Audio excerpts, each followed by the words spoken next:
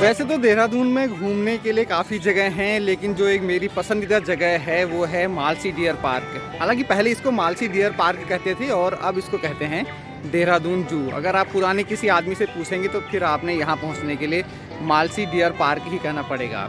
यहाँ कई सारे जानवर भी आपको दिखेंगे और बच्चों के लिए झूले वगैरह भी हैं। तो आज एक बार पूरा इसका राउंड लेंगे और ये भी देखेंगे कि क्या यहाँ पर आप कितना टाइम स्पेंड कर सकते हैं और आपको क्या क्या जानवर यहाँ पर देखने को मिलेंगे। जैसे ही आप मालसी डियर पार्क के मेन गेट की तरफ बढ़ेंगे, आपको लेफ़्ट हैंड पर दिखाई देगा टिकट काउंटर। टिकट काउंटर क्योंकि यहाँ पर टिकट लेना अनिवार्य है सभी लोगों के लिए जो भी मालसी डियर पार्क में घूमने के लिए आ रहे हैं। तो यहाँ पर दो तरह के टिकट हैं, जो बड़े हैं उनके लिए 30 रुपये का और छोटे बच्चों के लिए 10 रुपये का टिकट है। हालांकि आजकल उत्तराखंड सरकार ने ये तय किया है कि जो बच्चे हैं उनका पार्क में एंट्रेंस फ्री है, तो अभी बच्चे बिना किसी टिकट के भी अंदर जा सकते हैं। तो आप जैसे ही यहाँ पर से टिकट लेंगे और फिर उसके बाद अपनी एंट्री करेंगे एंट्री गेट से। एंट्री गेट में जो भी लोग आएंगे उन सबकी चेकिंग की जाती है और ख़ास तौर से इस बात का ध्यान दिया जाता है कि कोई भी जो खाद्य सामग्री है वो अंदर न जाने पाए। इसलिए आप भी ये कोशिश कीजिए कि अगर आपके पास कोई खाद्य सामग्री है तो बाहर रख कर के आएँ। वैसे यहाँ पर अगर आप देखेंगे तो लॉकर रूम की भी व्यवस्था है। ठीक गेट के बगल में आपको लॉकर रूम मिल जाएगा, जिसके चार्जेस भी आपको देने पड़ेंगे। 10 रुपया पर घंटे का इसका चार्ज है। तो आप यहाँ पर भी सामान रखे जा सकते हैं या फिर जहाँ पर भी आपने अपनी गाड़ी यहाँ पर पार्क की है।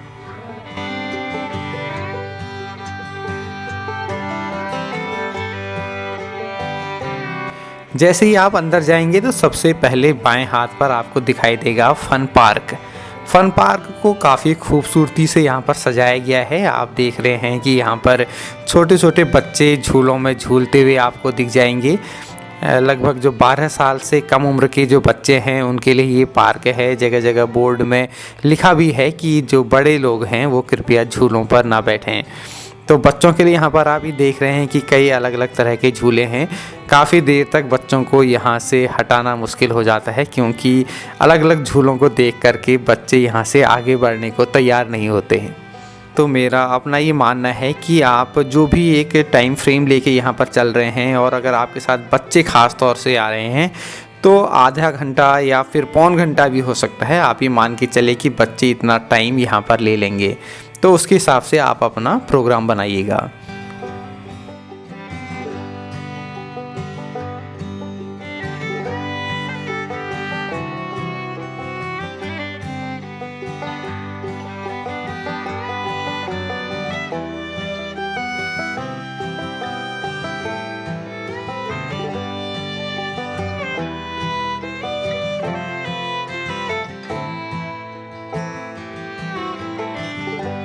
जैसे ही आप आगे बढ़ेंगे तो आपको सबसे पहले चिड़ियाएँ दिखाई देंगी।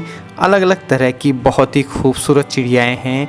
आपको उन्हें देखकर निश्चित रूप से बहुत अच्छा लगेगा, क्योंकि सभी जगह तार बाड़ लगी हुई है तो उसको इतने क्लोज से दिखाना यहाँ पर संभव नहीं हो पाएगा आप। लेकिन जब आप खुद आकर के यहाँ पर देखेंगे तो आपको कई तरह की चिड़ियाएँ दिखेंगी। कुछ साइज़ में छोटी हैं, कुछ बड़ी हैं, रंग बिरंगी चिड़ियाएँ हैं। और पूरी इस गैलरी से जब आप गुजरते हैं तो चिड़ियाओं का जो चहचहाना है उससे बहुत आसानी से आप सुन सकते हैं।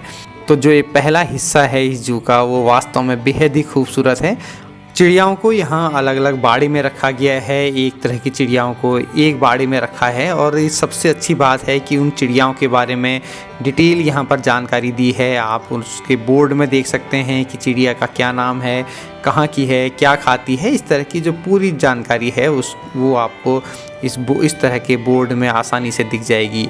बच्चों को आप देख रहे हैं वो काफ़ी ज़्यादा उत्साहित हैं, क्योंकि जब वो आवाज़ सुनते हैं किसी चिड़िया की या फिर उनके साथ चल रहे लोग बताते हैं तो वो दौड़ के जाना चाहते हैं। तो ये एक बहुत अच्छा अनुभव रहता है बच्चों के लिए भी, चिड़ियाओं को देखना, उनके बारे में पढ़ना। और अगर आप एज ए पेरेंट्स वहाँ जा रहे हैं तो आप अपने बच्चों को उनके बारे में ज़्यादा से ज़्यादा बताइए, उनकी उत्सुकता भी निश्चित रूप से तब फिर बढ़ेगी। थोड़ा सा आगे जाने पर फिर आपको मोर दिखाई देने लगेंगे। यहाँ पर मोर और मोरनी दोनों अवेलेबल हैं, और अगर आपका भाग्य अच्छा रहा तो आपको मोर यहाँ पर नाच करते हुए भी दिखाई देगा। मैं जब यहाँ पर गया था तो एक मोर पंख फैला करके नाच रहा था और वास्तव में बहुत ही देखने लायक था। अब ये आपके भाग्य पर डिपेंड करेगा कि आपको इस तरह का दिख पाता है या नहीं, क्योंकि कई बार टाइम लग जाता है लेकिन मोर नाचता नहीं है। यहाँ से फिर थोड़ा सा आप आगे बढ़ेंगे तो फिर आपको अलग अलग तरह के तोते दिखाई देंगे, अलग अलग साइज़ के, कलर के, आपस में लड़ते झगड़ते प्यार करते, तो उन्हें देख करके भी आपको यहाँ काफ़ी अच्छा लगेगा। चिड़ियाओं को देखने के बाद जब फिर आप आगे बढ़ेंगे तो अब बारी है एडवेंचर एक्टिविटीज़ की। चिंता मत कीजिए, अभी और भी जानवर हैं, लेकिन जो रूट बना हुआ है उसमें आगे आती है एडवेंचर एक्टिविटीज़। तो यहाँ पर भी देख लेते हैं क्या क्या चीज़ें हैं। यहाँ पर 3 तरह की एडवेंचर एक्टिविटीज़ हैं, फ़िलहाल हो सकता है कि भविष्य में बढ़ जाएं। अभी है जिप लाइन या फिर फ्लाइंग फॉक्स, उसके लिए आपको देना पड़ेगा 70 रुपये का टिकट है। कमांडो नेट है 30 रुपये में, और बर्मा ब्रिज है 40 रुपीज़ में। तो आप चाहें तो यहाँ पर जो एडवेंचर एक्टिविटीज़ हैं उसमें भी पार्ट ले सकते हैं, उसका भी आनंद ले सकते हैं। यहाँ से फिर जब आप आगे बढ़ेंगे तो आपको दिखाई देगा ऑस्ट्रिच। उसके बारे में डिटेल से जानकारी दी हुई है, आप उसे पढ़ भी सकते हैं। और वैसे भी ऑस्ट्रिच को देखना यानी शुतुरमुर्ग को देखना काफ़ी दिलचस्प रहता है, क्योंकि जो ऑस्ट्रिच है वो इंडियन एनिमल नहीं है।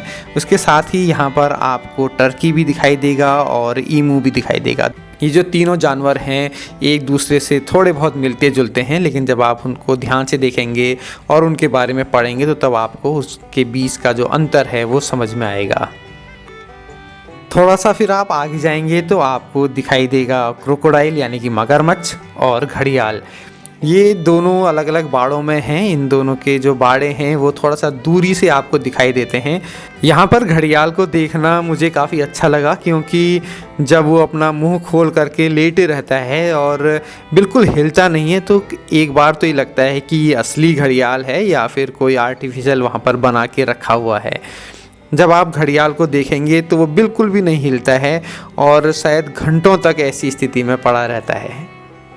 थोड़ा सा आप आगे बढ़ेंगे तो फिर आपको यहाँ पर कछुए दिखाई देंगे।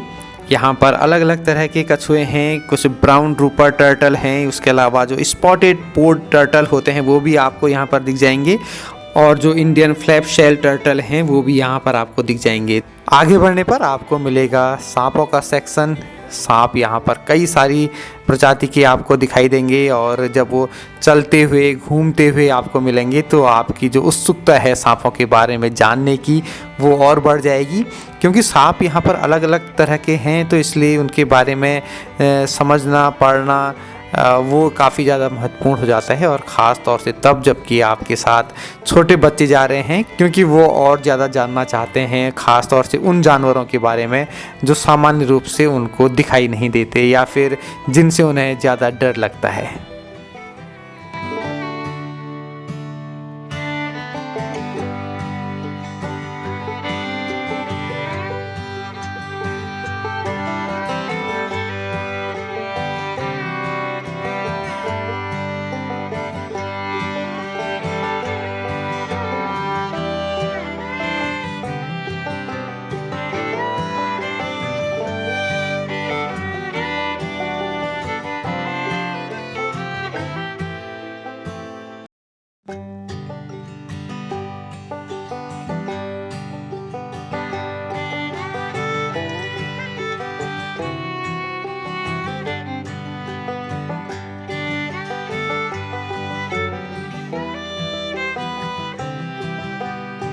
जू के ही अंदर है एक्वेटिक वर्ल्ड यानी कि मछलियों की दुनिया।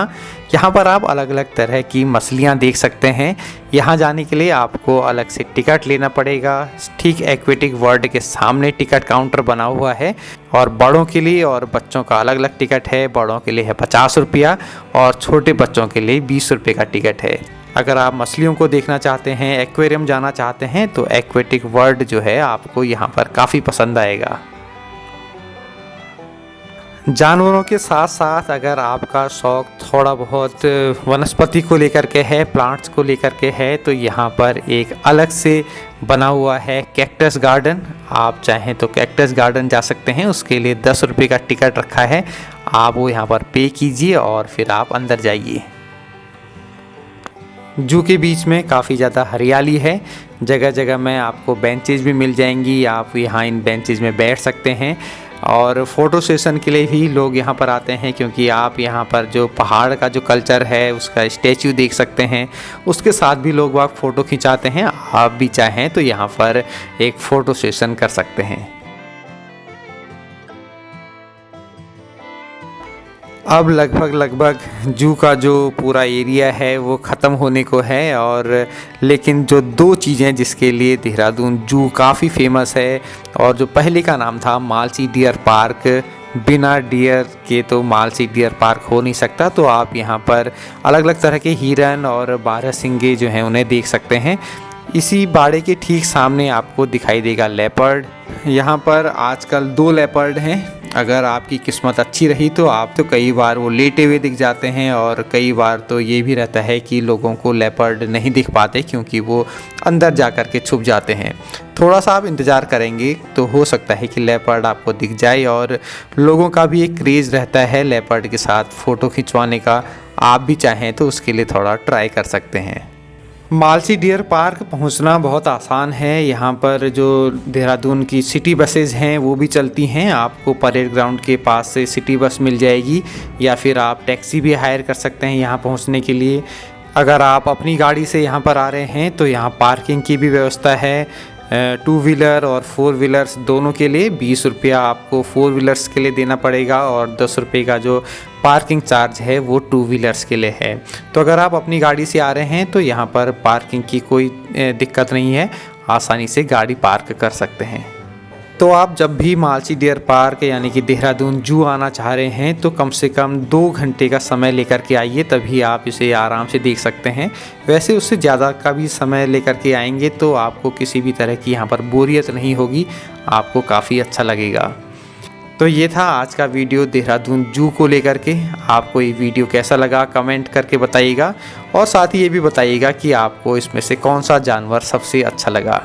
तो जल्द ही मिलते हैं किसी नए वीडियो के साथ। तब तक दीजिए इजाज़त। नमस्कार। आप देख रहे हैं मन्नू की मोटर। चैनल को करें सब्सक्राइब। सबसे पहले वीडियो को